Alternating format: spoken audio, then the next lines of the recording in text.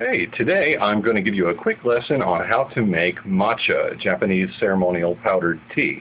I'll give you more info on what it is and some of the other info about it later, but this is just a quick and dirty way to actually do it. This is a chawan. It's a tea bowl.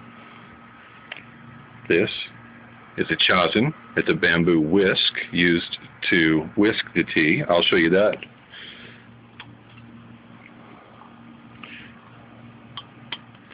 This bamboo spoon is called a chashaku. It is just a little spoon for measuring out tea.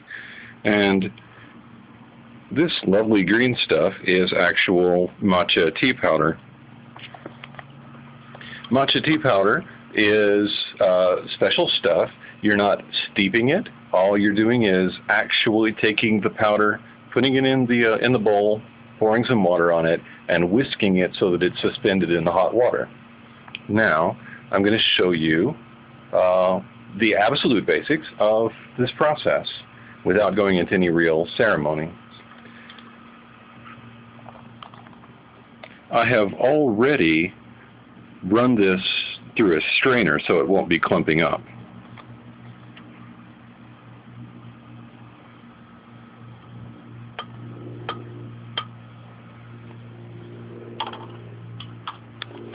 I should mention that it's normally not a terribly good idea to do this outside because the wind blows, it's a huge mess, you can lose a lot of tea, a million things can go wrong.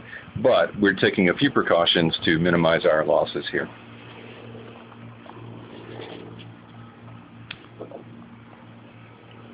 Now, nothing special about the water here. This is a little bit on the cool side for what I would normally do here, but it gets the job done.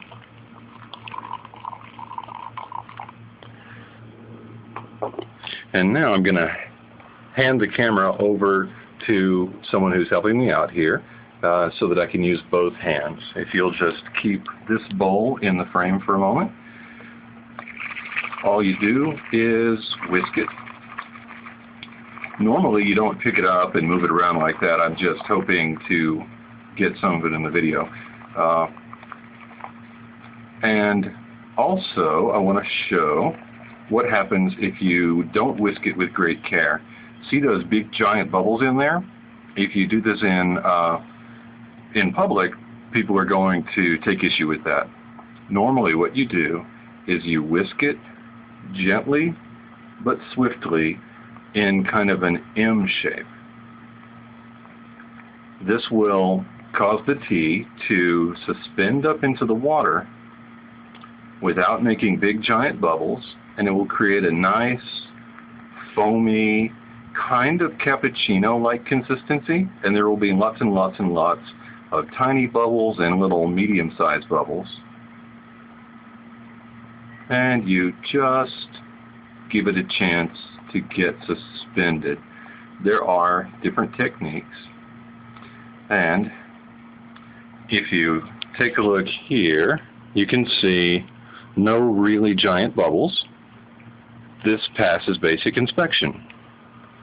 Now, don't cover that side of the camera because that'll cover the microphone. This is how you drink it. Straight from the bowl. Oh, you probably want to move the camera where people can see it. You just drink it straight from the bowl.